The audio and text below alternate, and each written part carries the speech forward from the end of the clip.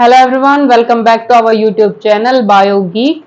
इस सेशन में जो हम डिस्कस करेंगे उसका नाम है biotechnology and its application. Class 12 का बायोटेक्नोलॉजी का सेकंड चैप्टर है ये। और क्योंकि बायोटेक्नोलॉजी के क्वेश्चन नीट के अंदर बहुत ज्यादा आते हैं, बहुत ज्यादा मार्क्स स्कोरिंग होते हैं, तो ये काफी इंपॉर्टेंट चैप्टर है। और इस चैप्टर में हम पढ़ेंगे बायोटेक्नोलॉजी और उसकी एप्लीकेशंस। बायोटेक्नोलॉजी इट्स प्रोसेस वगैरह हम पहले पढ़ के आ चुके हैं पहले चैप्टर में। जिसने भी वो चैप्टर ना देखा हो तो वो जाकर देख ले, इसी चैनल पर अपलोड है। और आज हम पढ़ेंगे क्या, बायोटेक्नोलॉजी एंड इट्स एप्लीकेशन। कि हमने बायोटेक्नोलॉजी क्यों जी इतनी सारी डिस्कवरी हुई है, इतने सारे प्रोसेस हैं, उनकी एप्लीकेशन क्या है, उनके फायदे क्या है। क्लियर? सो चलो स्टार्ट करते हैं। Biotechnology and its application. तो पहले हमें ये पता करना है कि बायोटेक्नोलॉजी की एप्लीकेशन क्या है। तो एप्लीकेशन का मतलब होता है इंपॉर्टेंस। सो बायोटेक्नोलॉजी की इंपॉर्टेंस क्या है, किस किस फील्ड में हम बायोटेक्नोलॉजी को यूज करते हैं। तो हम पहले फर्स्ट ऑफ ऑल तो हम बायोटेक्नोलॉजी का यूज मेडिसिन बनाने के लिए करते हैं। क्लियर? सेकंड, हम बायोटेक्नोलॉजी का यूज वैक्सीन बनाने के लिए करते हैं। थर्ड, हम बायोटेक्नोलॉजी का use transgenic plant and animal के लिए करते हैं। फोर्थ, हम बायोटेक्नोलॉजी का यूज किसी भी डिजीज को आइडेंटिफाई करने के लिए करते हैं। और डिजीज को आइडेंटिफाई करने को क्या बोलते हैं, डायग्नोसिस। इसके सिवा हम बायोटेक्नोलॉजी का यूज बहुत सारे डिफरेंट प्रोडक्ट की फॉर्मेशन करने के लिए भी करते हैं। जस्ट लाइक प्रोटीन की फॉर्मेशन करने के लिए भी करते हैं, प्रोटीन की प्रोडक्शन के लिए भी करते हैं। क्लियर? और भी जो बेनिफिशियल प्रोडक्ट्स है, उन प्रोडक्ट की फॉर्मेशन करने के लिए भी हम किसका यूज करते हैं, बायोटेक्नोलॉजी का यूज करते हैं। So these are the applications of biotechnology. अब हम क्या देखना चाहेंगे कि चलो नॉर्मल एप्लीकेशन तो ये हो गई। क्लियर? यदि हम देखें कि बायोटेक्नोलॉजी की इंपॉर्टेंस, बायोटेक्नोलॉजी की एप्लीकेशन एग्रीकल्चर में कैसे है, तो वो देखते हैं हम। ठीक है, आपने ये देखा है एग्रीकल्चर में कि या तो हमारे पास क्या होती है, ऑर्गेनिक क्रॉप होती है, ऑर्गेनिक हम एग्रीकल्चर करते हैं, या फिर कौन सा करते हैं, एग्रोकेमिकल।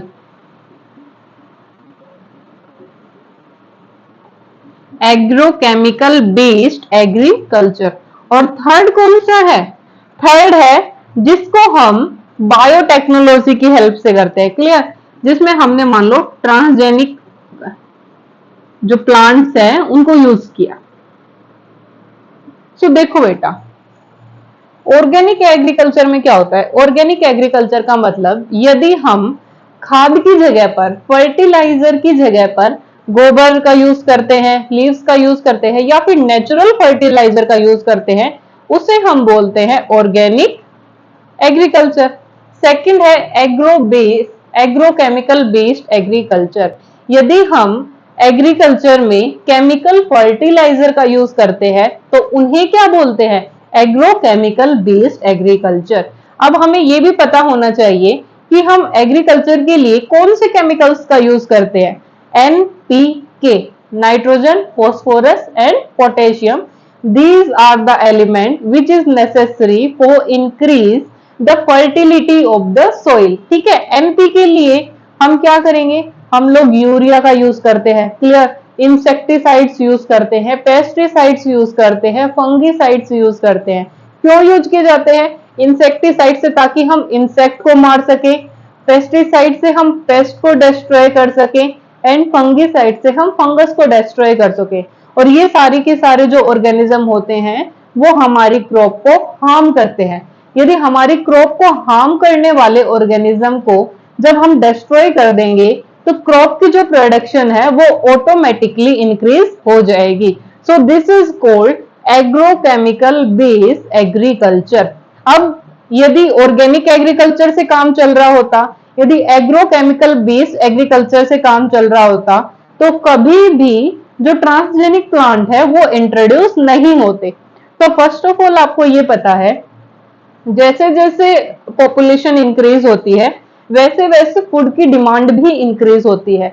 जब हम 1947 के बाद जब हम आजाद हुए थे, और इवन उससे पहले भी, तो हमारे पास कुछ इतना रिसोर्सेस थे नहीं, क्योंकि मोस्ट ऑफ द रिसोर्सेस जो ब्रिटेन है वो अपने कंट्री में ले लेता था, अपने कंट्री में भेज दिया करता था इंडिया से।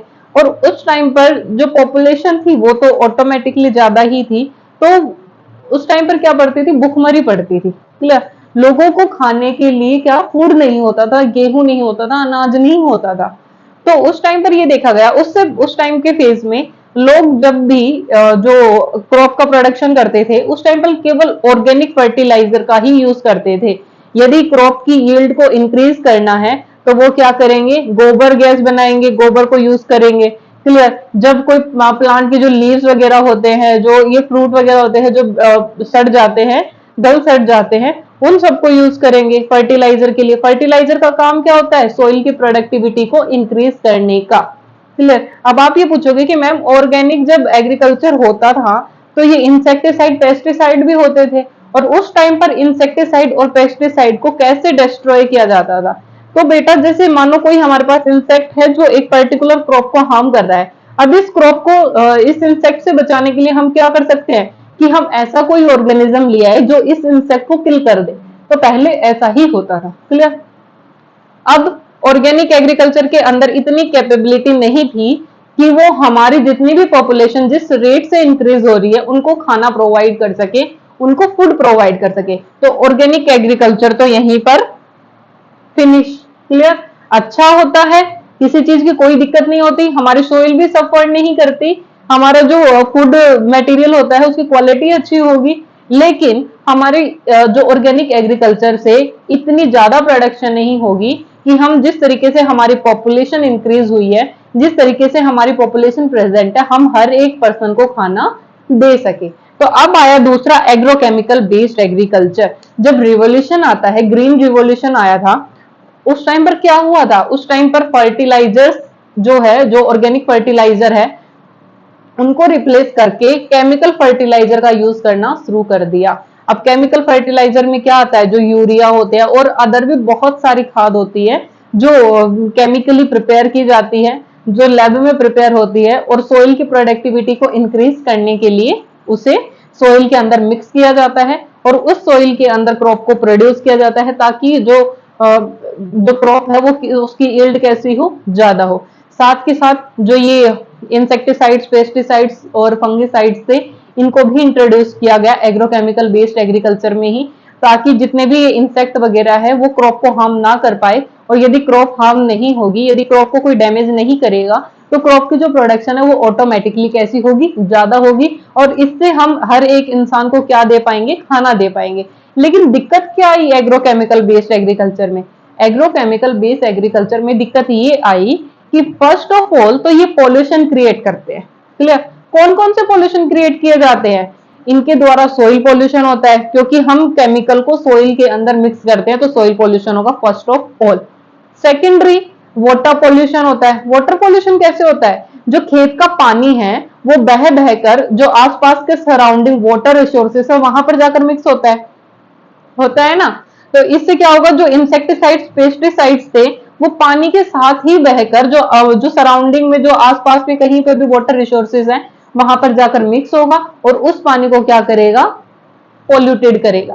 थर्ड क्या प्रॉब्लम आई? थर्ड प्रॉब्लम ये आई कि जो ये फर्टिलाइजर्स थे, केमिकल फर्टिलाइजर्स थे, और जो ये इंसेक्टिसाइड, पेस्टिसाइड्स थे, इनकी जो रेट थी, जो इनका प्राइस था वो बहुत ज्यादा था, जिसे जो नॉर्मल फार्मर था वो उसे अफोर्ड ही नहीं कर पाता था। और इतनी ज्यादा रेट होने की वजह से फार्मर उसे अफोर्ड नहीं कर पाएगा, और अफोर्ड नहीं कर पाएगा तो उसकी क्रॉप क्या होगी, ना तो उसकी क्रॉप की प्रोडक्टिविटी ज्यादा होगी और ना ही वो अपनी क्रॉप को इंसेक्ट से, पेस्ट से सेव कर पाएगा।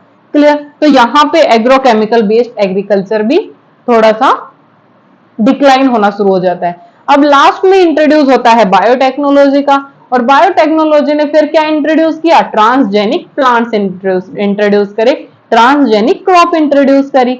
अब ट्रांसजेनिक प्लांट और क्रॉप को क्यों इंट्रोड्यूस किया और उसके फायदे क्या है वो अब हम पढ़ेंगे। क्लियर। सो जो सॉरी, जो ट्रांसजेनिक प्लांट है उनमें क्या होगा, फर्स्ट ऑफ ऑल उनकी प्रोडक्टिविटी कैसी होगी, ज्यादा होगी। कैसी होगी, ज्यादा होगी। सेकेंडली वो अपने आप को इंसेक्ट से, पेस्ट से क्या कर पाएंगे, सेव कर लेंगे, अपने आप को रेसिस्ट कर लेंगे। क्लियर। थर्ड, ये जो अनफेवरेबल कंडीशन है उसमें भी सरवाइव कर सकते हैं। हम उनको इस लायक बना देंगे प्लांट को कि वो अनफेवरेबल कंडीशन के भी अंदर सरवाइव कर ले। अनफेवरेबल कंडीशन का मतलब मानो सूखा आ गया, मानो बाढ़ आ गई, तो इस कंडीशन के अंदर भी हमारी क्रॉप क्या है, सरवाइव कर ले। अब फार्मर्स की जो क्रॉप है वो मेनली कब डैमेज होती है, जब अनफेवरेबल कंडीशन आती है। जस्ट लाइक यदि इस टाइम पर हमें बारिश की रिक्वायरमेंट नहीं है और बारिश आती है तो क्रॉप की प्रोडक्टिविटी क्या होती है, कम होती है। क्लियर। ऐसे फेज को भी टॉलरेट करने के लिए हम ट्रांसजेनिक प्लांट्स का, ट्रांसजेनिक क्रॉप का यूज करते हैं। सो this is the application of biotechnology in agriculture. Clear. अब हम इसी टॉपिक को पढ़ेंगे डिटेल में, और इस टॉपिक को डिटेल में पढ़ने के लिए जो नेक्स्ट हेडिंग है वो होगी बीटी कॉटन।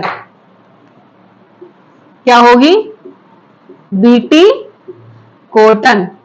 अब देखो, हम जिसको हम ट्रांसजेनिक प्लांट बोल रहे हैं, वो ट्रांसजेनिक प्लांट ऐसे तो आया ही नहीं होगा, उसके लिए भी कोई ना कोई प्रिपरेशन होगी, उसके लिए भी कहीं ना कहीं साइंटिस्ट ने कहीं से इनिशिएशन शुरू किया होगा। ठीक है, तो ऐसे ही हुआ बीटी कॉटन को प्रोड्यूस करने के टाइम पर। क्या होता था नॉर्मली ये है क्रॉप किसकी, कॉटन की। अब ये देखा गया कि जो कॉटन की क्रॉप है उसको इंसेक्ट्स हार्म कर रहे हैं। कौन हार्म कर रहा है, इंसेक्ट हार्म कर रहे हैं।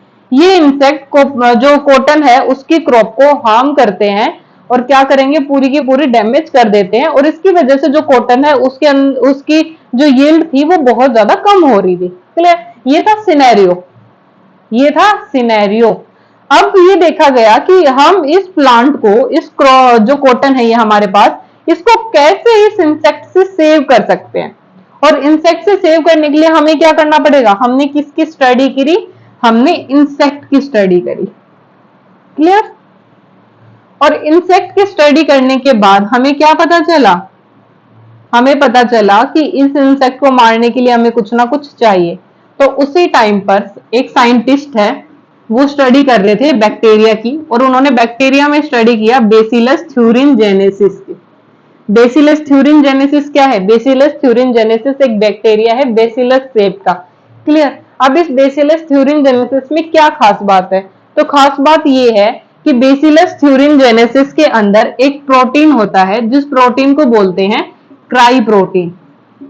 क्या बोलते हैं, क्राई प्रोटीन। और ये प्रोटीन कौन से जीन के द्वारा प्रोड्यूस किया जाता है, ये प्रोड्यूस किया जाता है क्राई जीन के द्वारा। क्राई जीन और क्राई प्रोटीन में क्या डिफरेंस है, जो सी है क्राई प्रोटीन का वो हमेशा कैपिटल रहेगा, और जीन के अंदर तीनों के तीनों लेटर स्मॉल होंगे। क्लियर। तो ये दोनों के अंदर डिफरेंस है। अब इस क्राई प्रोटीन के बारे में इतनी क्या अच्छी बात है कि जो बेसिलस थ्यूरिनजेनेसिस है उसको साइंटिस्ट ने इतना डीपली स्टडी किया।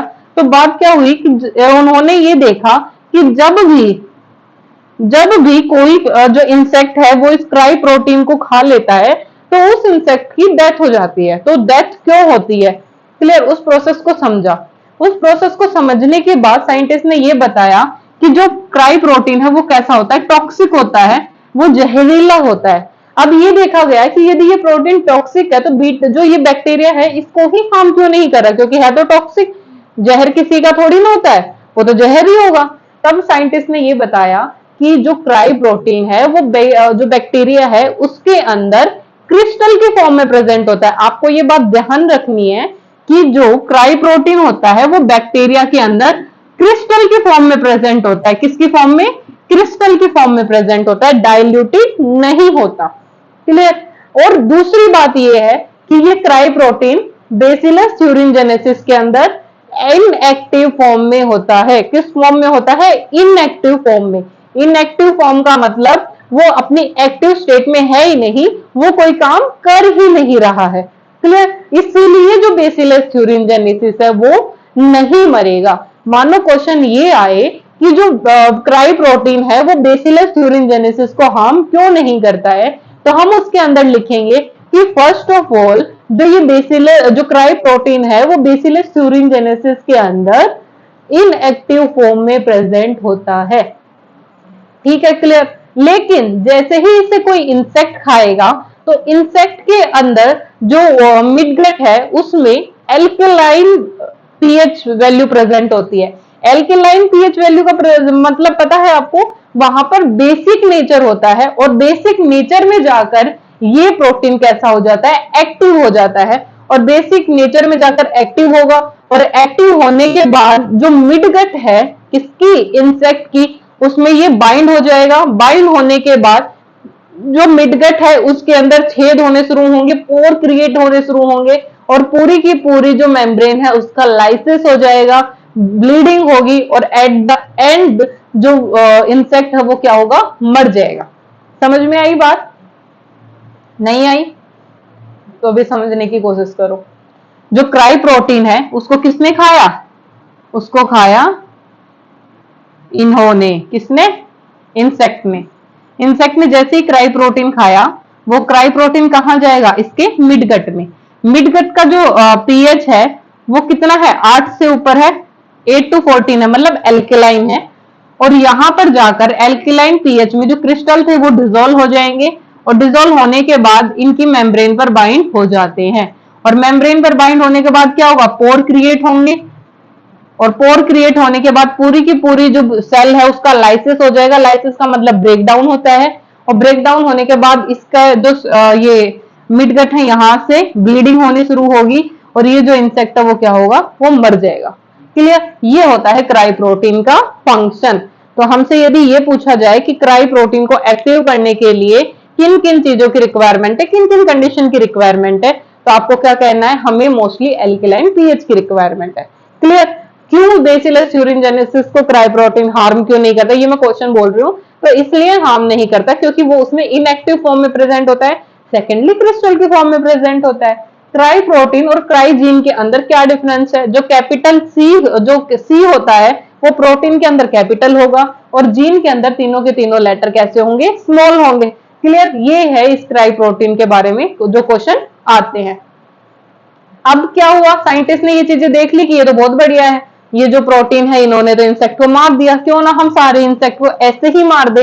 अब एक एक इंसेक्ट को पकड़ के मारना तो बहुत ज्यादा टिपिकल काम है क्योंकि हर किसी को ऐसे थोड़े ना मारेंगे। तो उन्होंने क्या किया? साइंटिस्ट ने दिमाग लगाया और दिमाग लगाने के बाद उन्होंने क्या किया? उन्होंने ये बैक्टीरिया से ये जीन उठाया, क्राई जीन, और उठाकर किसके अंदर डाल दिया? इन्होंने डाल दिया जो कॉटन का प्लांट है उसके अंदर। अब ये जीन इसके अंदर आ गया। जीन आने के बाद क्या होगा? वो प्रोटीन की फॉर्मेशन करेगा। तो यहां पर भी क्राई प्रोटीन बनता है और जैसे ही कोई भी इंसेक्ट आकर इसकी किसी भी जो पार्ट को खाएगा तो ये जो क्राई प्रोटीन है ये इंसेक्ट के अंदर चला जाएगा। इंसेक्ट के अंदर जाने के बाद एल्कलाइन पीएच में वो एक्टिव होगा और इंसेक्ट क्या हो जाएगा? मर जाएगा। और मरने का प्रोसेस मैंने आपको समझाया ही है। क्लियर हुई बातें? क्या किया साइंटिस्ट ने? साइंटिस्ट ने बेसिलस यूरिनजेनेसिस से बोला कि थोड़ा सा जीन उधारा दे दे। उसने जीन उधारा दिया। साइंटिस्ट ने उठाकर वो जीन वेक्टर की हेल्प से किसके अंदर डाल दिया? कॉटन के प्लांट के अंदर डाल दिया। अब जैसे ही कोई भी इंसेक्ट कॉटन के प्लांट को आकर खाने की कोशिश करेगा तो वैसे ही ये जो इंसेक्ट है उसके अंदर कौन सा प्रोटीन चला जाएगा? Cry protein. क्योंकि इंसेक्ट की जो मिडगट है उसके अंदर एल्केलाइन पीएच होता है, वहां पर जाकर जो ये प्रोटीन है वो एक्टिव होगा और जो इंसेक्ट है वो कैसा हो जाएगा? वो मर जाएगा। Clear. This is the BT cotton या फिर बेसिलस यूरिनजेनेसिस का प्रोसेस।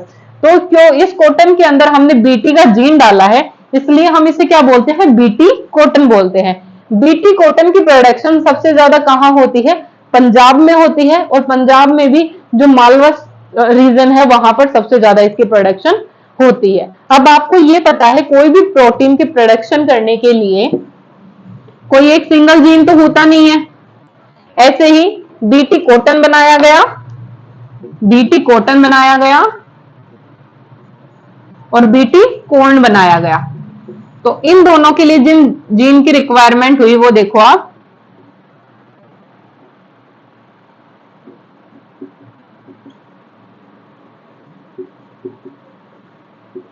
ये जीन यूज होते हैं। बीटी कॉटन के लिए cry first A B, cry second A C, और इसके लिए cry first A B. Clear? So ये हो गया बीटी कॉटन। अब जो नेक्स्ट हमारे पास टॉपिक है वो टॉपिक होगा आरएनए इंटरफेरेंस। क्या होगा? आरएनए इंटरफेरेंस या फिर silencing of RNA. So RNA क्या होता है? आरएनए होता है राइबो न्यूक्लिक एसिड। और आरएनए इंटरफेरेंस क्या होता है?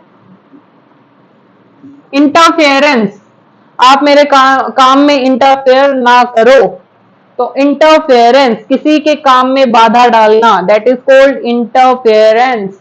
या फिर साइलेंसिंग ऑफ आरएनए, आरएनए को मार पीट कर क्या कर देना? चुप कर देना, ताकि वो क्या ना कर सके? अपना काम ना कर सके। और आरएनए का काम क्या होता है? प्रोटीन की प्रोडक्शन करना। तो मतलब इसके नाम से ही डिनोट हो रहा है कि हमें क्या करना है? आरएनए का काम बंद करना है। और आरएनए का काम क्या होता है? प्रोटीन की प्रोडक्शन करना। मतलब ओवरऑल हमें प्रोटीन की प्रोडक्शन को बंद करना है। लेकिन अब हम ये देखेंगे कि कहां पर प्रोटीन की प्रोडक्शन को बंद करना है। ठीक है? तो बेटा क्या हुआ, सेम वही सिनेरियो आया। और सिनेरियो में अब की बार जो था वो था टोबैको प्लांट। कौन था वो? Tobacco plant. अब टोबैको प्लांट में किसने किसने हार्म किया भाई टोबैको प्लांट को? सो ऐसे ही कुछ ऑर्गेनिज्म थे, साइंटिस्ट ने स्टडी करी कि यार ये तो टोबैको प्लांट की सारी रूट को अफेक्ट करने लग रहे हैं, रूट को खा रहे हैं। और जैसे ही रूट को खा गए, मतलब रूट को डैमेज कर दिया, वैसे ही पूरा का पूरा plant damage. Root is very important for plant. किस लिए? क्योंकि वाटर का ट्रांसफर वहीं से, फूड का ट्रांसफर भी तो चलो हो जगह से हो जाएगा, मिनरल्स का ट्रांसफर भी वहीं से, जो और अच्छी चीजें हैं वो भी वहीं से। साथ के साथ जकड़ के कौन रखता है? रूट रखती है। यदि रूट ही ना जकड़ के रखे प्लांट को, तो फिर ऊपर वाला प्लांट का तो क्या? सही बात है ना? साइंटिस्ट ने स्टडी करी, स्टडी करने के बाद बताया कि जो इसकी रूट को अफेक्ट करता है उसका नाम है निमेटोड। निमेटोड क्या होता है? निमेटोड एक पैरासिटिक ऑर्गेनिज्म होता है। समटाइम्स, हमेशा नहीं होता पैरासिटिक, समटाइम्स होता है। और निमेटोड में से भी कौन सा निमेटोड है? मिलोइडे गाइनी इनकॉग्निसिया। क्लियर? ये वाला निमेटोड। अब उन्होंने देखा चलो ये वाला निमेटोड तो कर रहा है अफेक्ट, अब हम क्या ही कर सकते हैं। तो सबसे पहले तो इसकी स्टडी करते हैं, इस निमेटोड की कि क्या दिक्कत है, इसके अंदर किसकी कमी है, कैसे इसको मारा जाए, कैसे हमारे जो टोबैको प्लांट उसको बचाया जाए। तो उन्होंने क्या की स्टडी करी।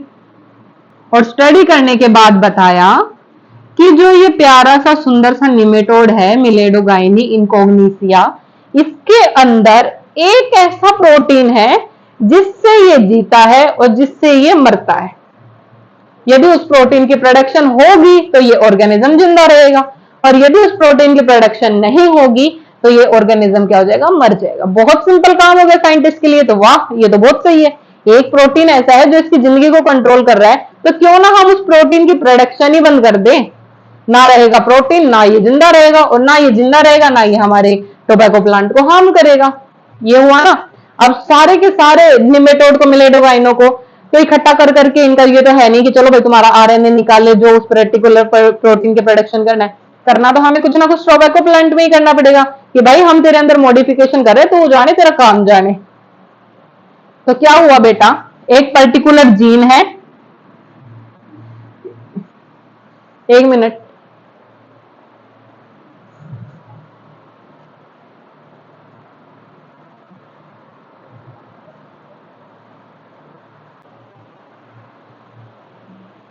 तो साइंटिस्ट साइंटिस्ट ने इसकी स्टडी करी और स्टडी करने के बाद देखा कि एक क्या है, जीन है।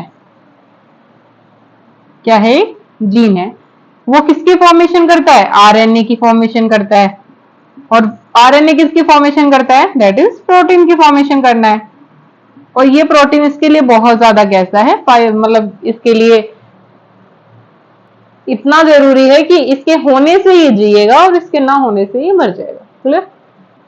तो अब साइंटिस्ट ने देखा कि क्यों ना हम इस प्रोसेस को ही खत्म कर दें, क्यों ना हम आरएनए को ही ऐसा बना दें कि वो प्रोटीन को प्रोड्यूस ही ना कर पाए। क्लियर? तो आरएनए कब प्रोटीन की प्रोडक्शन नहीं करेगा? तब आरएनए कैसा होगा? डबल स्ट्रैंडेड होगा, क्योंकि सिंगल स्ट्रैंडेड आरएनए तो प्रोटीन की प्रोडक्शन करेगा ही करेगा, लेकिन डबल स्ट्रैंडेड आरएनए कभी भी प्रोटीन की प्रोडक्शन नहीं करता है। अब इसको हमें डबल स्ट्रैंडेड बनाने के लिए क्या करना पड़ेगा?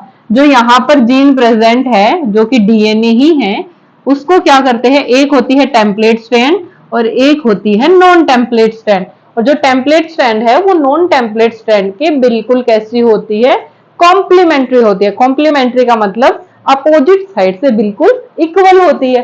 तो साइंटिस्ट ने क्या किया, ये जो डीएनए था, इस डीएनए की दोनों स्ट्रैंड को अलग अलग करके टोबैको प्लांट के अंदर इंट्रोड्यूस कर दी। ये हो गई इसकी टेम्पलेट स्ट्रैंड और ये हो गई इसकी नॉन टेम्पलेट स्ट्रैंड। अब डीएनए के स्ट्रैंड मेलेडोगाइने में हो या फिर टोबैको प्लांट में हो, काम तो वो अपना करेगा ही।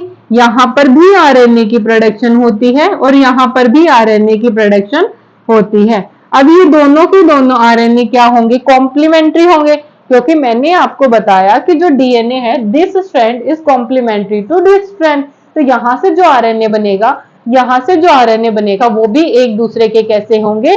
कॉम्प्लीमेंट्री होंगे। और कॉम्प्लीमेंट्री आरएनए एक दूसरे के साथ क्या हो जाते हैं? बाइंड हो जाते हैं, क्योंकि ये एक दूसरे से अपोजिट होते हैं, तो इनके बेस एक दूसरे के साथ क्या कर लेते हैं? बॉन्ड की फॉर्मेशन कर लेते हैं। तो यहां पर इसे हम क्या बोलेंगे? Double stranded RNA. अब जो आरएनए यहां पर इतने अच्छे प्रोटीन की फॉर्मेशन कर रहा था, जो मिलेडोगाइने के लिए बहुत ज्यादा नेसेसरी है, उस आरएनए का डबल स्ट्रैंडेड आरएनए हमें टोबैको प्लांट के अंदर क्या कर दिया? जनरेट कर दिया। अब यदि कोई भी निमेटोड, कोई भी मेलेडोगाइने आएगा और इसको, इसके रूट के किसी भी पार्ट को यदि हार्म करने की कोशिश करेगा या फिर अपने अंदर लेगा, खाने की कोशिश करेगा, डैमेज करने की कोशिश करेगा, डिस्ट्रॉय करने की कोशिश करेगा, तो ये जो डबल स्ट्रैंडेड आरएनए है वो उसके अंदर चला जाएगा। ठीक है? अब डबल स्ट्रैंडेड आरएनए आने के बाद यहां पर क्या होता है? यहां पर एक डाइसर नाम का एंजाइम प्रेजेंट होता है। याद रखना है हमें कि मेलेडोगाइने में कौन सा एंजाइम प्रेजेंट होता है? जो डबल स्ट्रैंडेड आरएनए की cut cut cut cut piece करता है, तो उसका नाम है डाइसर एंजाइम। क्या होगा? DICER, dicer. अब डाइसर एंजाइम क्या करेगा? यहां पर इस डबल स्ट्रैंडेड आरएनए को छोटे छोटे पीसेस में कट कर देगा। अब इस छोटे छोटे पीसेस को हम क्या बोलेंगे? हम इसे बोलेंगे SIRNA। क्या बोलेंगे? SIRNA। ठीक है? क्लियर? तो यहां पर कौन सा एंजाइम प्रेजेंट रहेगा? डाइसर। क्लियर? स्मॉल इंटरफेयरिंग, इसकी फुल फॉर्म क्या होती है? Small interfering RNA. अब ये जो डाइसर के बाद जो स्मॉल इंटरफेयरिंग आरएनए बने हैं, ये राइबोजाइम के साथ बाइंड करेंगे और राइबोजाइम के साथ बाइंड करने के बाद एक प्रोसेस को एक्टिव करेंगे जिसे बोलते हैं RISC, RNA interfering silencing complex. ऐसा। ठीक है? अब इस RISC का काम क्या होगा? जो ये SIRNA है, ये सेपरेट होने के बाद इससे बाइंड हो जाते हैं। क्लियर? इसका जो कॉम्प्लीमेंट्री हिस्सा है वो इससे बाइंड हो जाएगा और बाइंड होने के बाद इस तरीके का दिखेगा, क्योंकि ये तो छोटे हैं और ऊपर वाला बड़ा है। तो ये जो RISC है इसको कट कर देगा और इसे क्या बनाता है? एक डबल स्टैंडर्ड आरएनए बन जाएगा। अब ये डबल स्टैंडर्ड आरएनए मिलेडोकाइने के अंदर प्रेजेंट है, जो कि प्रोटीन की प्रोडक्शन नहीं करेगा, क्योंकि ये प्रोटीन मिलेडोकाइने के लिए इतना ज्यादा इंपॉर्टेंट है कि इसकी जो लाइफ है वो इसी पे डिपेंड करती है। तो ये मिलेडोकाइने मर जाएगा। अब हमें क्या देखना है? हमें ये देखना है कि हमने पर्टिकुलर स्पीसीज को जाकर अफेक्ट नहीं किया, हमने किसी बेमतलब जाके किसी को अफेक्ट नहीं किया। जो भी मिलेडोगाइन ने इस टोबैको प्लांट को अफेक्ट करने की कोशिश करेगा जो कि ट्रांसजेनिक है। ट्रांसजेनिक कैसे? क्योंकि हमने जो डबल स्टैंडर्ड आरएनए को क्रिएट करने के लिए टेम्पलेट और नॉन टेम्पलेट स्ट्रैंड को हमने वेक्टर की हेल्प से इस टोबैको प्लांट के अंदर इंट्रोड्यूस करवाया था, इसलिए इसमें बायोटेक्नोलॉजी लगी। और बायोटेक्नोलॉजी लगने के बाद हम किसी भी प्लांट को क्या बोलते हैं? ट्रांसजेनिक प्लांट बोलते हैं। क्लियर? अब जो भी निमेटोड आकर इसको अफेक्ट करने की कोशिश करेगा उसके अंदर सेम प्रोसेस होगा और सेम प्रोसेस की वजह से वो मिलेडोगाइन वहीं पर मर जाएगा, लेकिन टोबैको प्लांट को कुछ भी नहीं होगा। तो this is called RNA interfering process या फिर साइलेंसिंग ऑफ आरएनए। क्योंकि हमने क्या कर दिया? हमने जो प्रोटीन था उसकी प्रोडक्शन ना हो इसके लिए आरएनए को साइलेंट कर दिया कि आरएनए तू प्रोटीन की प्रोडक्शन ही ना कर, तो चुपचाप होके साइड में बैठ जा, डबल स्टैंडर्ड होके आराम ले। क्लियर? अब हम ये देखेंगे कि जो हमने आरएनए साइलेंसिंग प्रोसेस इंट्रोड्यूस किया, टोबैको प्लांट को बचा लिया, ये आरएनए साइलेंसिंग कहाँ यूज हो सकता है या फिर बायोटेक्नोलॉजी और किन किन चीजों पर काम करती है? तो एक वैरायटी है जिसका नाम है फ्लेवर सार। किसकी है ये ट्रांसजेनिक वैरायटी? ये है ट्रांसजेनिक टोमेटो। अब बेटा ये देखो टोमेटो, ये है टोमेटो।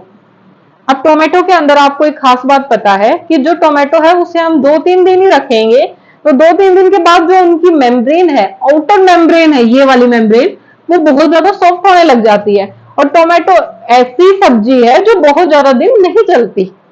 क्लियर? वो बहुत ज्यादा दिन वो नहीं चलती, वो पहले ही खराब हो जाती है, गलने लग जाती है। क्लियर? अब जो टोमेटो है उसके अंदर ऐसा क्या होता है? जो टोमेटो होता है उसके अंदर एक जीन होगा और ये जीन एक एंजाइम को सिक्रेट करता है जिसका नाम है पॉलीगैलेक्टो यूरोनेज। Polyglycouronase. This is the enzyme which is secreted by a normal tomato. और इस एंजाइम की वजह से क्या होता है? इस एंजाइम की वजह से जो सेल मेम्ब्रेन है टोमेटो की वो कैसी हो जाने लग जाती है? सॉफ्ट होने लग जाती है। और सॉफ्ट होने की वजह से वो धीरे धीरे क्या हो जाता है? गल जाता है ना? अब हमें क्या करना है? हम तो ये चाहते हैं ना कि टोमेटो जल्दी से गले ही ना, क्योंकि हर दिन कौन मार्केट से लेके आएगा? हम तो एक साथ लाके मार्केट से रखते हैं।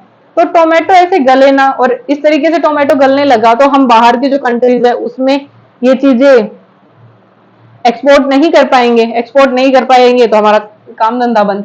तो क्या किया साइंटिस्ट ने देखा कि हाँ भाई इस एंजाइम की वजह से जो टोमेटो है वो जल्दी खराब हो रहा है, तो क्यों ना हम ऐसा करें कि इस एंजाइम को प्रोड्यूस करने वाले जीन को ही साइलेंट कर दे। इस वाले एंजाइम को प्रोड्यूस करने वाले जीन को ही साइलेंट कर दे। तो क्या किया साइंटिस्ट ने? इस जीन को कैसे कर दिया? साइलेंट कर दिया, डिस्ट्रॉय कर दिया, ताकि ना ये जीन रहेगा, ना इससे आरएनए बना, और ना आरएनए बनने के बाद इस एंजाइम की प्रोडक्शन हुई, ना ही ये एंजाइम बना, ना ही मेम्ब्रेन सॉफ्ट हुई, ना ही मेम्ब्रेन सॉफ्ट होने के बाद जो हमारा टोमेटो है वो लंबे टाइम तक सरवाइव कर लेगा। तो this is called transgenic tomato. Clear? इसके सिवा हम एक वैरायटी और पढ़ेंगे ट्रांसजेनिक। वो ट्रांसजेनिक वैरायटी किसकी है? राइस की है। किसकी है वो वैरायटी? राइस की, जिसको हम क्या बोलते हैं? Golden rice. अब देखो गोल्डन राइस है तो गोल्डन कलर के तो होंगे ही होंगे। क्लियर? कैसा कलर होगा इनका? गोल्डन। लेकिन हमें ये देखना है कि नॉर्मल राइस में और गोल्डन राइस में क्या फर्क होता है। बेटा जो गोल्डन राइस होते हैं उनके अंदर जो विटामिन ए होता है वो अच्छी अमाउंट में होता है, काफी होता है, ठीक है, ज्यादा होता है। क्लियर? अब विटामिन ए किसके द्वारा प्रोड्यूस किया जाता है? प्रिकोजर कौन होता है विटामिन ए का? Beta carotene. क्लियर?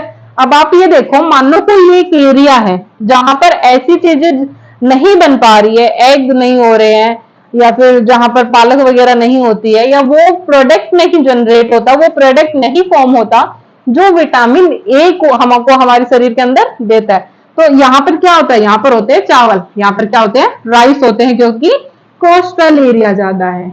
अब उन्होंने क्या किया साइंटिस्ट ने कि क्यों ना हम राइस को ही ऐसा बना दे जो विटामिन ए से क्या हो, एनरिच हो, जिसके अंदर विटामिन ए भरपूर जो क्वांटिटी है उसमें प्रेजेंट हो। तो हमने क्या किया, इस राइस के अंदर, इस राइस की प्लांट के अंदर हमने विटामिन ए का जो प्रिकोजर है, बीटा कैरोटीन है, उसको, उसके जीन को इस प्लांट के अंदर इंट्रोड्यूस कर दिया। अब यहाँ पर जो हमने जीन भेजा है विटामिन ए का, वो क्या करेगा, वो विटामिन ए की फॉर्मेशन करे जाएगा, विटामिन ए की फॉर्मेशन करे जाएगा, और यहाँ पर जो पूरी की पूरी क्रॉप बनेगी उसके अंदर जो विटामिन ए है वो भरपूर अमाउंट में प्रेजेंट होगा। और इस वैरायटी को हमने क्या नाम दिया, हमने नाम दिया गोल्डन राइस। क्लियर? अब विटामिन ए की वजह से कौन कौन सी डिजीज होती है, जस्ट लाइक हमारे शरीर के अंदर विटामिन ए की कमी है, तो कौन कौन सी डिजीज होती है, जो मेन डिजीज है विटामिन ए की वजह से वो होती है नाइट ब्लाइंडनेस। नाइट ब्लाइंडनेस का मतलब दिन में तो सही से दिखेगा लेकिन रात के अंदर दिखना बंद हो जाएगा। क्लियर? नाइट ब्लाइंडनेस बन जाएगा, उल्लू बन जाएगा। ओवरऑल नहीं, उल्लू को तो रात को दिखता है, तो उल्लू से डिफरेंट बन जाएगा, दिन में अच्छे से देखेगा, रात को नहीं दिखेगा। इसके साथ स्किन के डिसऑर्डर भी होते हैं, स्किन की बीमारियां भी हो जाती है विटामिन ए की कमी की वजह से। सो यदि विटामिन ए हमारे अंदर अच्छी अमाउंट में है, अच्छी क्वांटिटी में प्रेजेंट है, तो ना कभी हम नाइट ब्लाइंडनेस का शिकार होंगे, मतलब हमारी आंखें एकदम टिप टॉप होंगी, साथ के साथ हमें स्किन डिसऑर्डर भी नहीं होंगे, मतलब स्किन से जो रिलेटेड बीमारियां है वो भी कभी नहीं होगी। Clear? So this is called golden rice and the use of biotechnology in agriculture. So जो नेक्स्ट टॉपिक है उसका नाम है, बायोटेक्नोलॉजी पढ़ ली एंड एप्लीकेशन। अब हम देखते हैं अनदर एप्लीकेशन और उसका नाम है इंसुलिन प्रोडक्शन। क्या नाम है? Insulin production. अब इंसुलिन इतना हाईलाइट क्यों होता है? क्योंकि हमें सबको पता है आजकल हर दूसरे मेंबर को तो डायबिटीज हो रही है। क्लियर? अब डायबिटीज किसकी वजह से होता है? इंसुलिन की प्रोडक्शन शरीर के अंदर नहीं हो रही, इसलिए डायबिटीज होता है। इसका इलाज क्या है? इसका इलाज ये है कि जो डायबिटीज का पेशेंट है उसको हम रेगुलर बेसिस पर इंसुलिन के इंजेक्शन दिए जाए। यदि उसे रेगुलर बेसिस पर हम इंसुलिन के इंजेक्शन दिए जाएंगे तो वो कैसा रहेगा? अच्छा रहेगा, सरवाइव कर लेगा। यदि मानो हम उसके इंसुलिन के इंजेक्शन रोक देते हैं तो एक टाइम ऐसा आएगा कि उसका इंसुलिन का लेवल बिल्कुल कम चला गया और उसकी बॉडी ऊपर चली गई। देखते हैं चलो क्या होता है। सो इंसुलिन का प्रोडक्शन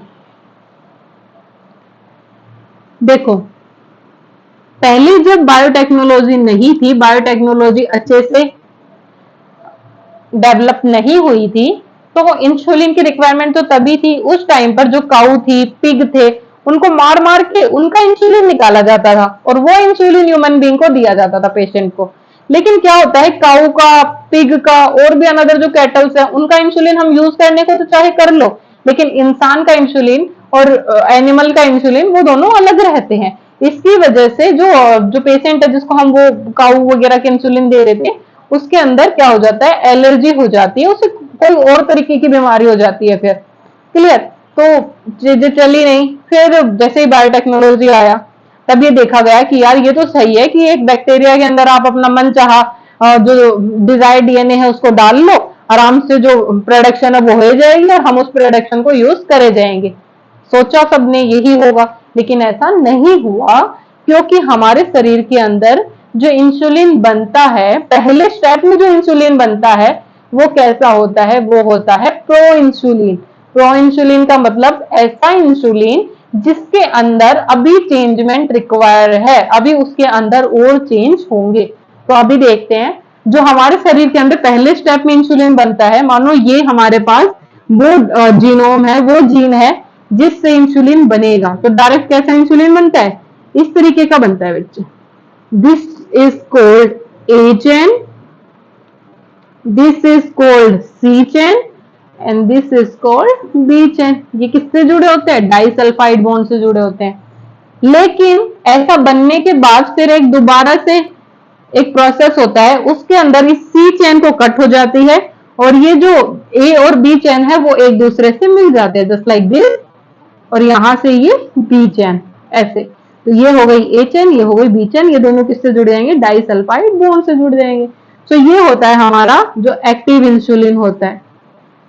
अब ये देखा गया कि चलो ठीक है कोई बात नहीं, हम ऐसे जो ये जीन है इसको हम बैक्टीरिया के अंदर डाल देते हैं, वहां से हमारे पास ऐसा कुछ आएगा और बैक्टीरिया फटाफट अपने आप कटवट करेगा और हमें ये पकड़ा देगा। तो ऐसा कुछ नहीं होता। ई कोलाई है जो बैक्टीरिया है, उसको इंसुलिन की रिक्वायरमेंट नहीं है, वो नहीं करता ऐसा कुछ। क्लियर। तो क्या किया साइंटिस्ट ने लगाया दिमाग कि हमें इंसुलिन तो प्रोड्यूस करना ही करना है, क्योंकि हम लोग पिग का, कैटल का ये इंसुलिन को यूज नहीं कर सकते, हमारे लिए हेल्थी नहीं है। तो क्या किया साइंटिस्ट ने किया कि हम क्या करते हैं कि जो ये ए चेन है, ये पॉलीपेप्टाइड चेन होती है, इस ए चेन को कोड करने वाले जीन को काटा।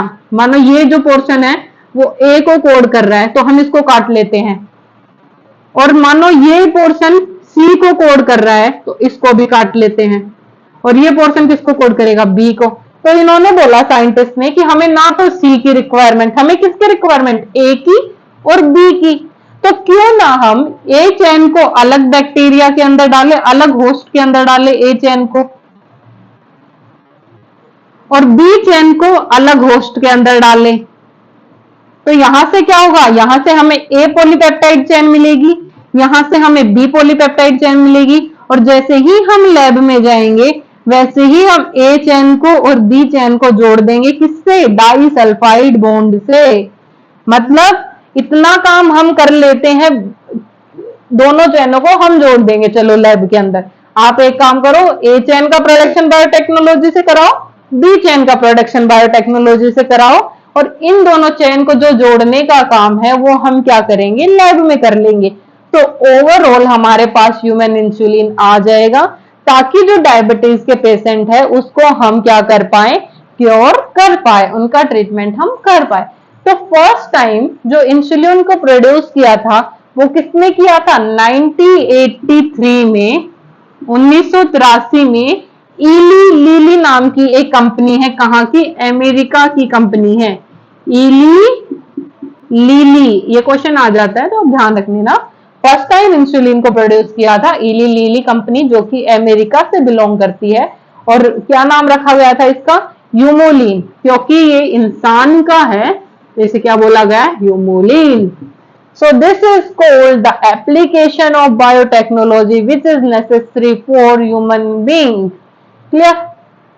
ऐसे ही कोई और प्रोटीन की प्रोडक्शन कर लो, कुछ भी कर लो।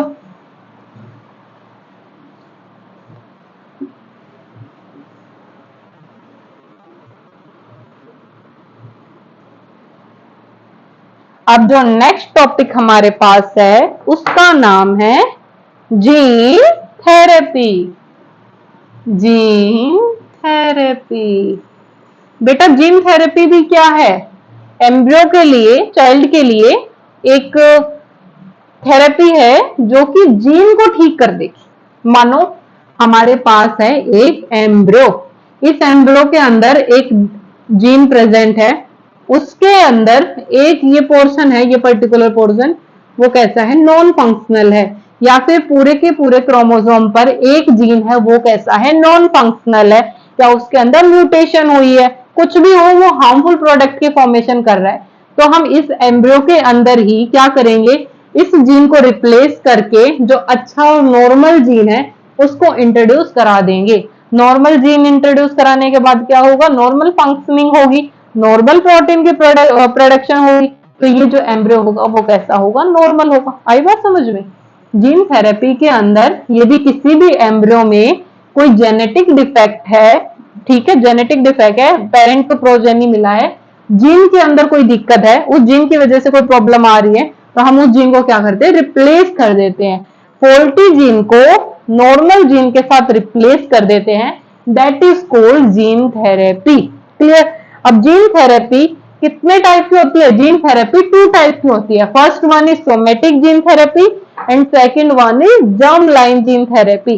सोमेटिक जीन थेरेपी के अंदर जो हमारे शरीर की सोमेटिक सेल होती है, उनके अंदर यदि कोई जेनेटिक डिसऑर्डर होता है, उनके अंदर यदि जीन को रिगार्डिंग कोई प्रॉब्लम होती है, तो उससे सोमेटिक सेल जीन थेरेपी से ट्रीट किया जाता है। और जो जर्म सेल के अंदर जो प्रॉब्लम होती है उनको जर्म लाइन जीन थेरेपी से ट्रीट किया जाता है। लेकिन हमारी कंट्री में ओवरऑल आई डोंट नो, शायद हर जगह पर जो जर्म लाइन जीन थेरेपी है उसकी परमिशन अभी तक नहीं मिली है। केवल और केवल सोमेटिक सेल जीन थेरेपी को ही जो बीमारियां जो जीन के रिगार्डिंग कोई भी डिजीज है उसको क्योर किया जाता है। अब हमें ये पढ़ना है कि जीन थेरेपी किन किन बीमारी को सॉल्यूशन करती है। First one is SCID, several combined immuno deficiency. Second one is cystic fibrosis. Third one is muscular dystrophy. These are the disease which is cured by gene therapy. अब हमें ये पता भी होना चाहिए कि फर्स्ट टाइम जीन थेरेपी ने किसको ट्रीट किया था, है ना। तो फर्स्ट टाइम जीन थेरेपी के थ्रू एक लड़की को ट्रीट किया गया था जो कि 4 साल की थी, 4 ईयर ओल्ड लड़की थी।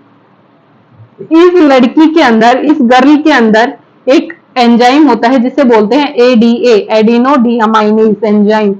इसके लिए जो जीन होता है वो क्या था, डिस्ट्रॉय हो चुका था, जो अच्छे से काम नहीं कर रहा था। मतलब इस बेबी के अंदर, इस जो लड़की है इसके अंदर ADA एंजाइम की प्रोडक्शन नहीं हो रही थी। और ADA एंजाइम हमारे शरीर के लिए इतना नेसेसरी क्यों होता है, क्योंकि ये हमें बाहर के एंटीजन से बचने के लिए हेल्प करता है। यदि आज हम यहाँ पर हैं, इस एनवायरमेंट में हैं, तो वो कहीं ना कहीं हमारे लिम्फोसाइट्स की वजह से है, हमारे इन एंजाइम्स की वजह से है। क्योंकि जैसे ही नॉर्मली हमारे शरीर के अंदर कोई एंटीजन अंदर जाता है तो हमारा जो लिम्फोसाइट है, जो हमारे डिफेंस सिस्टम है, वो उस एंटीजन के साथ फाइट करेंगे और उस एंटीजन को वहीं की वहीं किल कर देते हैं। और इससे जो हमारी बॉडी है वो कैसी रहती है, हमेशा हेल्थी रहती है। लेकिन इस बच्ची के अंदर वो ADA एंजाइम नहीं था। क्लियर। तो क्या हुआ, किस किस तरीके से इस बेबी को ठीक कर सकते थे। First of all, bone marrow transplantation. मानो इस लड़की का कोई भाई या बहन होता, उसकी बोन मैरो निकालते और उस बोन मैरो को इस बेबी के अंदर ट्रांसफर कर देते। लेकिन इससे भी चीजें अच्छे से मैनेज नहीं हुई। साथ के साथ ये भी हो सकता है कि जैसे हम इंसुलिन को रेगुलर बेसिस पर पेशेंट के अंदर देते हैं, वैसे ही ADA एंजाइम को रेगुलर बेसिस पर इस गर्ल के अंदर इंट्रोड्यूस कराया जाए। लेकिन ये भी एक कोई अच्छा सॉल्यूशन नहीं था। तो जीन थेरेपी को यूज किया गया। और जीन थेरेपी में क्या किया गया बेटा, यदि ये एम्ब्रियो स्टेज में होते ना, ये लड़की मानो जन्म ही नहीं है, तो हम क्या करते, एक अच्छा सा ADA जीन निकालते बोन मैरो से और इस लड़की के अंदर इंट्रोड्यूस करा देते। इससे इस लड़की को कोई प्रॉब्लम नहीं आती। क्योंकि ये एम्ब्रियो नहीं है, ये एक चाइल्ड है, 4 साल की लड़की है, इसलिए हम इसके अंदर ये काम तो नहीं कर सकते। लेकिन हाँ, ये जरूर कर सकते हैं कि इस लड़की की जो व्हाइट ब्लड सेल है, WBC सेल है, उसको निकालेंगे, उसको बाहर कल्चर करेंगे, मतलब पालेंगे, और इन WBC के अंदर जो ADA जीन है उसको इंट्रोड्यूस करा देंगे और फिर इनको इस बेबी के अंदर डाल देते हैं। ठीक है। अब जो कल्चर्ड जो WBC है, जो रिकॉम्बिनेंट WBC है, वो इसके अंदर चली जाएंगी और वहां पर ADA की फॉर्मेशन करेंगी। इससे ये बच्ची बाहर के एंटीजन से सर्वाइव कर लेगी। क्योंकि WBC इमोर्टल नहीं है। इमोर्टल का मतलब ऐसा नहीं है कि WBC सदैव जिंदा रहती है। एक पर्टिकुलर टाइम के बाद, एक पर्टिकुलर लाइफ स्पैन के बाद जो WBC है वो क्या होती है, मर जाती है। तो मतलब इस लड़की को अभी भी रेगुलर बेसिस पर डॉक्टर के पास आना पड़ेगा और जो कल्चर WBC है उसको अपने शरीर के अंदर इंट्रोड्यूस करवाना पड़ेगा। किसके लिए, जिंदा रहने के लिए। ठीक है। तो this is called gene therapy. First time किस पे की गई, 4 साल की लड़की। किसकी कमी थी, ADA की। ADA की फुल फॉर्म एडिनोसाइन डीअमाइनेज। और वक्त कौन सा था, 1990। यदि ये लड़की एम्ब्रियो होती तो इसको कंप्लीटली परमानेंट ट्रीट किया जा सकता था। क्योंकि ये लड़की चाइल्ड थी, इसलिए जीन थेरेपी को इस तरीके से यूज किया गया। तो this is called gene therapy. अब नेक्स्ट जो टॉपिक है हमारे पास, वो टॉपिक है transgenic plant and transgenic animal. क्योंकि ट्रांसजेनिक प्लांट तो हमने बहुत सारे पढ़ लिए ना, अभी पीछे पढ़ के आए थे, वो क्या था। सो हम पढ़ते हैं बेटा ट्रांसजेनिक एनिमल। अब जैसे हमने प्लांट के अंदर कुछ घाट बात की है, उनको उनके करेक्टरिस्टिक्स को इंप्रूव करने के लिए, वैसे ही एनिमल के अंदर भी कुछ ना कुछ किया ही होगा, मानते तो है नहीं। सो बेटा काऊ के अंदर जो ट्रांसजेनिक प्रोसेस अपनाया गया, वो रोजी नाम की एक काऊ थी। फर्स्ट जो काऊ थी वो ये थी। इसके अंदर किसके लिए, काऊ के अंदर क्या होता है, मिल्क की प्रोडक्शन होती है, तो मिल्क की प्रोडक्शन के लिए काऊ के अंदर एक जीन इंट्रोड्यूस किया गया जिससे जो मिल्क है वो अच्छी अमाउंट में प्रोड्यूस हो। साथ के साथ रोजे नाम की जो काऊ है उसके अंदर एक एंजाइम रिलीज होता है, और उस एंजाइम की वजह से जो ब्रेन की डेवलपमेंट है वो अच्छी होगी, तो उस चीज के लिए भी इसको ट्रांसजेनिक बनाया गया था। ठीक है, और ट्रांसजेनिक एनिमल का मतलब पता है आपको, जैसे मानो ये एनिमल है, ये एनिमल है, यदि हम किसी भी बेनिफिट वर्क के लिए, इस एनिमल के लिए, हमारे लिए, प्रोडक्ट के लिए, किसी भी चीज के लिए, यदि इस एनिमल के अंदर हम कोई डिजायर्ड डीएनए इंट्रोड्यूस करवाते हैं, वेक्टर की हेल्प से डिजायर्ड डीएनए इंट्रोड्यूस कराते हैं, this is called transgenic animal. और कैसे इंट्रोड्यूस करा सकते हैं, हमें बहुत अच्छे से पता है, वेक्टर की हेल्प से, वेक्टर लेस की हेल्प से सब कुछ कर सकते हैं ना। This is called transgenic animal. यदि किसी के अंदर भी हमने डिजायर्ड डीएनए इंट्रोड्यूस करवाया है तो वो क्या है, ट्रांसजेनिक एनिमल है। और प्लांट के अंदर करवाया है तो वो क्या होगा, ट्रांसजेनिक प्लांट है। सो बेटा सेकेंड जो ट्रांसजेनिक एनिमल है, डॉग था, एक डॉगी नाम था उसका। और डॉगी को क्यों किया गया, ताकि उसकी स्मेल की पावर इंक्रीज हो। उसे किसके लिए यूज किया जाए, अपने कोई चीजें लोकेट करने के लिए, जैसे कुत्ता होता है ना, सूंघ सूंघ के चला जाता है विक्टिम वगैरह के पास, और जो ये चोर लुटेरों के पास ना, अपने सामान को ढूंढने के लिए भी बहुत सारी जगह पर हम डॉग का यूज करते हैं। क्लियर। इसके बाद सिप को यूज किया गया था, और सिप को ट्रांसजेनिक बनाया गया था, किस लिए, वूल की प्रोडक्शन के लिए। ट्रैकी नाम था, ट्रैकी था आई थिंक, देखो ये आप चेक कर लेना, बट मुझे जितना याद आ रहा है वो यही है, ट्रैकी, राइट। तो सिप को यूज किया गया था किसके लिए, वूल की प्रोडक्शन के लिए, मीट की प्रोडक्शन के लिए। ठीक है, ऐसे ही पोल्ट्री के अंदर भी जो ट्रांसजेनिक एनिमल्स है उनका यूज किया गया था, किसके लिए, ताकि वो अच्छा मीट को प्रोड्यूस करे, ताकि अच्छा मीट उनके अंदर हाई क्वांटिटी में हो। क्लियर, ताकि हमें अच्छे से मिले। ऐसे ही बहुत सारे एनिमल को ट्रांसजेनिक एनिमल बनाया गया था। इसके बाद जो नेक्स्ट टॉपिक है वो है मॉलिक्यूलर डायग्नोसिस। मॉलिक्यूलर डायग्नोसिस भी छोटा सा टॉपिक है। मॉलिक्यूलर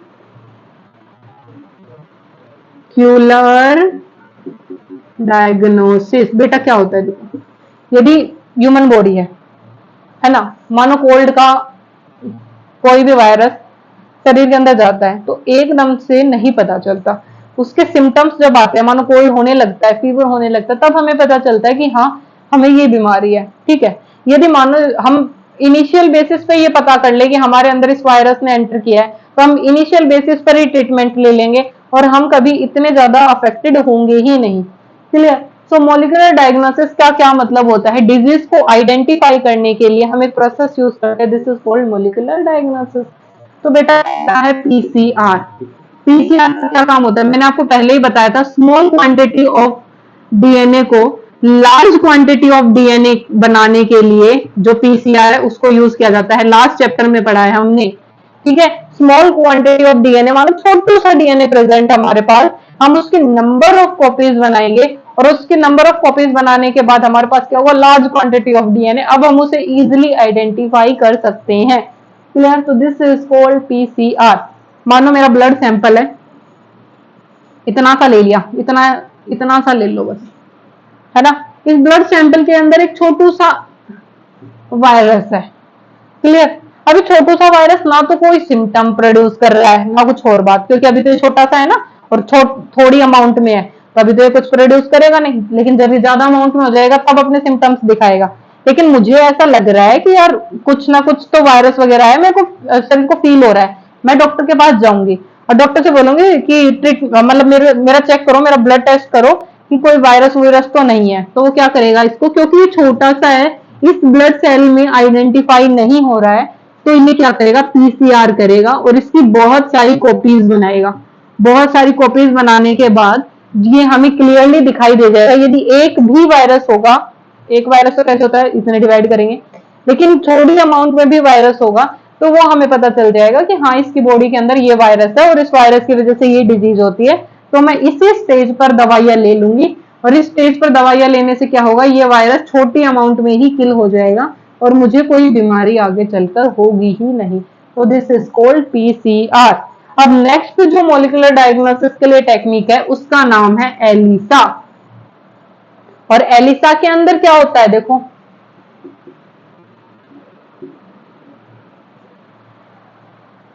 ठीक है, देखो ये मेरी बॉडी है या मेरी क्या किसी की भी,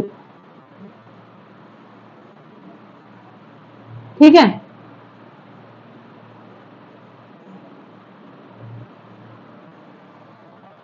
जैसे ही इस बॉडी के अंदर मानो बिल्कुल स्मॉल अमाउंट में भी एंटीजन आता है तो आपको ही तो पता नहीं चलता, हमारे ब्लड सेल्स बड़ी जल्दी कैप्चर कर लेती हैं, जो हमारी लिम्फोसाइट्स है वो बहुत जल्दी कैप्चर कर लेती हैं।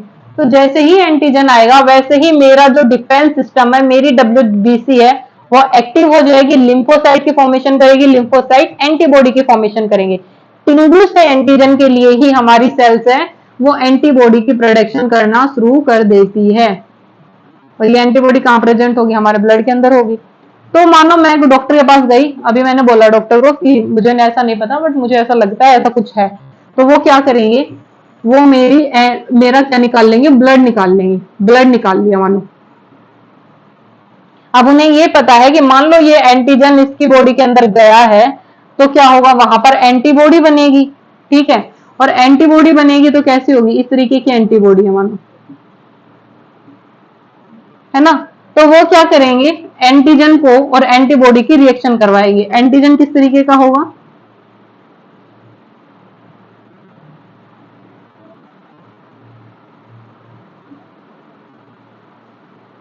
ठीक है। देखो क्लियर सा कॉन्सेप्ट क्या है, क्लियर सा कॉन्सेप्ट ये है कि जैसे ही कोई एंटीजन ह्यूमन बीइंग की बॉडी के अंदर जाता है तो हमारी जो लिम्फोसाइट्स है वो एंटीबॉडी की प्रोड्यूस करती है, ठीक है।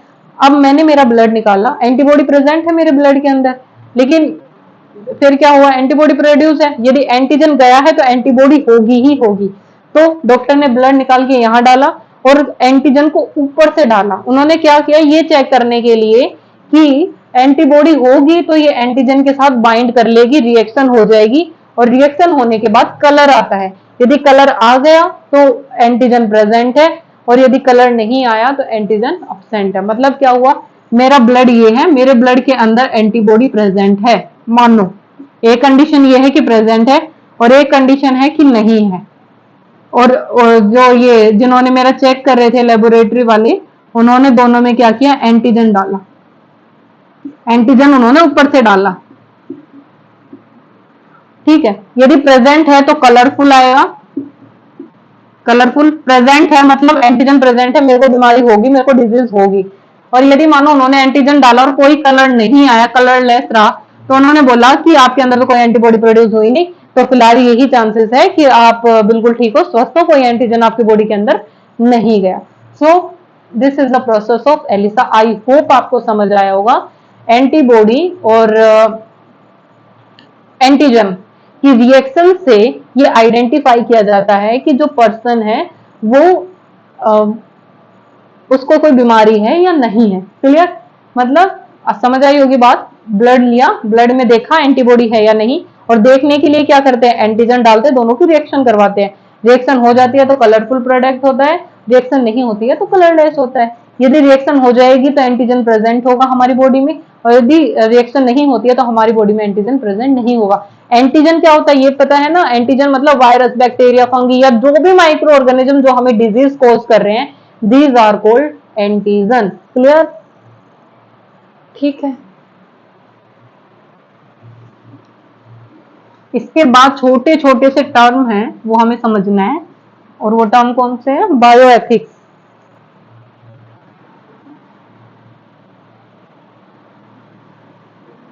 बायो एथिक्स, देखो बेटा, जो बायोटेक्नोलॉजी हम परफॉर्म करते हैं, बायोटेक्नोलॉजी का जो काम होता है उसके अंदर हम एनिमल्स को इन्वॉल्व करते हैं, प्लांट्स को इन्वॉल्व करते हैं, माइक्रो ऑर्गेनिज्म को इन्वॉल्व करते हैं, सबको इन्वॉल्व करते हैं ना। तो एक लिमिट सेट की हुई है, ऐसा मतलब यदि हम लिमिटलेस हो जाए तो मानो किसी का जीन निकाला किसी के अंदर डाल दिया, किसी का जीन निकाला किसी के अंदर डाल दिया, इंसान के अंदर इसके पंखों वाले बर्ड्स का डाल दिया, बाज का जीन डाल दिया तो इंसान उड़ने लग जाएगा, ऐसा सीन हो जाएगा ना। तो एक लिमिट सेट करी गई है कि इससे आगे आप कोई एक्सपेरिमेंट नहीं कर सकते। सेकेंडरी, आप किसी भी ह्यूमन बींग को अपनी एक्सपेरिमेंट के लिए यूज नहीं कर सकते। थर्ड, कोई भी स्पीसीज हो, बेशक वो एनिमल की हो, उन्हें भी बहुत ज्यादा टॉर्चर नहीं कर सकते। जब हम बायोटेक्नोलॉजी के एक्सपेरिमेंट परफॉर्म करते हैं तब हमें पता चलता है कि स्पीसीज के साथ बहुत ज्यादा टॉर्चर होता है। कैसे होता है टॉर्चर? कि किसी की अच्छी खासी लाइफ चल रही है, कोई बैक्टीरिया उसकी अच्छी खासी लाइफ चल रही है और हम क्या करते हैं, उसके अंदर आरडीएनए डाल दिया, चलो भाई वो आरडीएनए की फॉर्मेशन करे जा रहा है, फॉर्मेशन करे जा रहा है, उसकी जिंदगी तो गई ना। ऐसे ही किसी एनिमल को हम अपने ही फायदे के लिए उसके अंदर पता नहीं क्या क्या कर रहे हैं। कई बार एक्सपेरिमेंट सक्सेसफुल हो जाते हैं लेकिन समटाइम्स एक्सपेरिमेंट अनसक्सेसफुल भी होते हैं। तो गवर्नमेंट के द्वारा एक लिमिट सेट करी गई है कि आप इस लिमिट को क्रॉस नहीं कर सकते, ऐसा कुछ नहीं कर सकते जिससे एथिक्स के इशू आए। एथिक्स के इशू का मतलब किसी का एक्सप्लॉइटेशन हो, ऐसा कभी नहीं होना चाहिए। तो कुछ लिमिट सेट करी गई है, उन लिमिट्स को फॉलो करना, कुछ लॉ सेट करे गए हैं, उन लॉ को फॉलो करना ताकि किसी भी ह्यूमन बीइंग के साथ, किसी भी जो ऑर्गेनिज्म की स्पीसीज है उनके साथ कोई भी टॉर्चर ना हो। That is called bio ethics. क्योंकि ये बायो के फील्ड में है इसलिए इसे क्या बोला गया है, बायो एथिक्स। क्लियर? इसके बाद है बायो पायरेसी। देखो, कोई पर्टिकुलर चीज है वो मेरी है ना। बायो है तो आप समझ लो लिविंग बीइंग से रिलेटेड होगा कुछ। कोई पर्टिकुलर चीज है वो मेरी है और मेरी इजाजत के बिना वो कंपनी वगैरह के द्वारा यूज करी जा रही है, मेरी इजाजत के बिना वो किसी और के द्वारा यूज करी जा रही है। मतलब किसी भी चीज का एक्सप्लॉइटेशन करना, किसी भी चीज का यूज करना without the permission of the owner, that is called biopiracy. Biopiracy कैसी होती है? इलीगल होती है। हमारे जो गवर्नमेंट है वो इस चीज को बढ़ावा नहीं देती। ठीक है, बायोपायरेसी का मतलब किसी भी चीज का एक्सप्लॉइटेशन करना, किसी भी चीज का यूज करना without the permission of the owner, that is called biopiracy. Bio का मतलब लिविंग बीइंग, बायो का मतलब कोई भी कोई भी प्लांट की वैरायटी, जैसा कि मैंने कुछ इंट्रोड्यूस किया हो, मैंने कोई ड्वार्फ प्लांट फलाना प्लांट को मिला के कोई इंट्रोड्यूस किया हो, या कोई ऐसा ही एनिमल जो मेरे द्वारा प्रोड्यूस करा हो, या कोई भी बायो से रिलेटेड कोई भी चीज, that is called biopiracy. And third one is called bio patent. Patent का मतलब क्या होता है बेटा? अधिकार। मानो मैं एक साइंटिस्ट हूं, मैंने एक एक्सपेरिमेंट किया, एक्सपेरिमेंट करने के बाद मैंने ये एक्सपेरिमेंट किया कि हाँ, जैसे मतलब कोई राइस की वैरायटी है, कोई व्हीट की वैरायटी है, वो मेरे द्वारा प्रोड्यूस करी गई और वो वैरायटी बहुत अच्छी है, बहुत ज्यादा न्यूट्रिशन उसके अंदर प्रेजेंट है। लेकिन अब मेरे को ये डर लग रहा है कि नया तूने ये प्रोड्यूस तो कर दिया, लेकिन ऐसा ना हो कि कोई कल दूसरा आके ये बोले ये तो मैंने प्रोड्यूस किया था, है ना, इसकी फॉर्मेशन तो मैंने की थी। मैंने अपने लाइफ के इतने साल निकाल दिए इस एक्सपेरिमेंट को परफॉर्म करने के लिए, सक्सेसफुल बनाने के लिए, लेकिन कल न कोई आके ये बात ना बोले कि ये एक्सपेरिमेंट तो आपके द्वारा नहीं किया गया, ये एक्सपेरिमेंट मेरे द्वारा किया गया। इसलिए मैं क्या करती हूँ, गवर्नमेंट ऑफ इंडिया के पास जाती हूँ, क्योंकि मैं इंडिया से बिलोंग करती हूँ। गवर्नमेंट ऑफ इंडिया के पास जाऊंगी, वहां पर फाइल की जाती है, एक डॉक्यूमेंट फाइल किया जाता है कि मेरा ये एक्सपेरिमेंट है, मैंने ये किया है और मेरे को इस पे पेटेंट चाहिए। पेटेंट का मतलब अधिकार चाहिए।